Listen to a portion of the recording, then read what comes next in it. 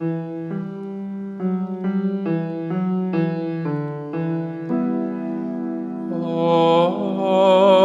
Key of David, and scepter of the house of Israel, thou that openest and no man shutteth, and shuttest and no man openeth. Come and loose the prisoner from the prison house, and him that sitteth in darkness from the shadow of death. All right, so the image today that we have to reflect on is the image of the key of David. And so when we think of the key in the Bible, we might think immediately of the keys to the kingdom of heaven, which Jesus gave to Peter. But did you know that actually the key of David specifically is in the Bible too? Well, it's actually found in Isaiah chapter 22. And in this passage, we hear of this prophecy about the steward of the kingdom who is not doing a great job. And so the prophet prophesies that there's going to be a new steward that's going to take his place. And so we hear the following. In that day I will call my servant Eliakim, the son of Hilkiah, and I will clothe him with your robe, and will bind your belt on him, and will commit your authority to his hand. And he shall be a father to the inhabitants of Jerusalem, and to the house of Judah.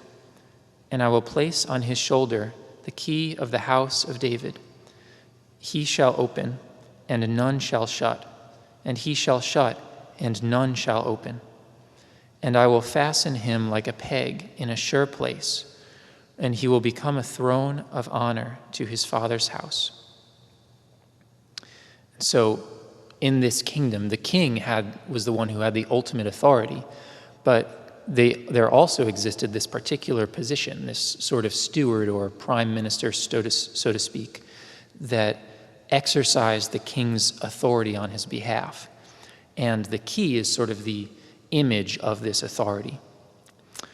And so Jesus, I think, gave the keys to the kingdom of heaven to Peter with this sort of context in mind, with this sort of background of how the kingdom of Israel functioned. And he's imparting, in this sense, a real office, a real authority, which we recognize as the office of the Pope. But note, Jesus doesn't just have, some keys to give to Peter. Rather, he is the key. He is the power that he gives to Peter and to all his apostles to exercise on his behalf. But let's look back at one other aspect of this passage from Isaiah. So part of what I just read, it says, I will place on his shoulder the key of the house of David. And so the question is like, why is the key placed on his shoulder in particular? It seems like an interesting place to carry a key. But maybe one thing that we can reflect on is, what did Christ carry on his shoulder? He carried the cross. And so the cross really, more than anything else, is the key. It is the instrument of Christ's power. It's the paschal mystery, really, the dying and the rising of Christ that shows his power even over death itself. And this kind of reminds me of a line from the Exultet, which we sing on the Easter Vigil Mass. And there's this line that says, "This is the night when Christ broke the prison bars of death and rose victorious from the underworld. And so it's by accepting death, even death on a cross, that Christ frees us from the shadow of death and really unlocks those gates to eternal life.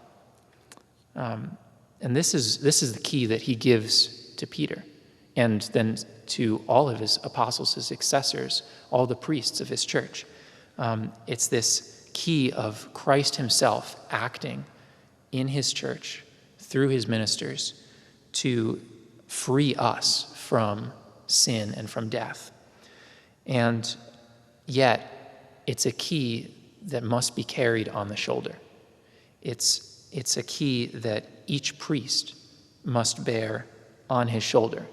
He doesn't use the power, the authority that he's been given for his own benefit, but like Christ, he carries it. He's meant to carry it as a cross, even to Calvary, to be united with Christ in that sacrifice, in his one sacrifice as our one high priest to save us, to set us free. And so to close, in this antiphon, I'd invite all of us to pray for our priests, especially for our bishops, because the call that the Lord has given them is amazing. It's an awesome privilege, honor, and responsibility to be called to be a priest, and yet it's also extremely demanding, especially if it's lived to its fullest as this key that's given. And so for us, it can be tempting sometimes, but don't try to take that cross away. It's really a gift that's given to the whole church. Don't try to convince them to lay it down, but pray for them, encourage them, sacrifice for them so that they can be truly the spiritual fathers that they've been called to be for our sake, to free us from everything that keeps us bound. And also just want to note that today, for this particular antiphon, you will also have the opportunity to pray it in its liturgical context if you'd like to join us in person or on YouTube for Vespers or evening prayer tonight. We're going to, you'll hear this antiphon, Key of David, for the Canticle of Mary during that celebration of evening prayer. So a great opportunity to just keep praying on these antiphons as we get closer and closer to Christmas. O clavis David, et sceptum Domus Israel, quia peris et nemo cladit, cladis et nemo perit. Veni et educ vinctum de domo carceris, sedentem in tenebris, et umbram mortis.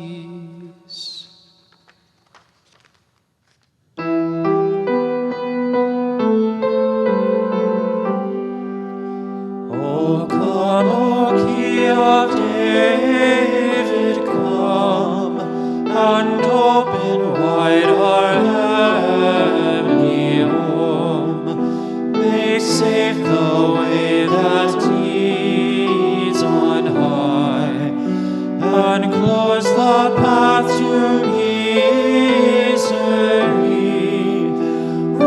Rejoice, rejoice, Emmanuel shall come to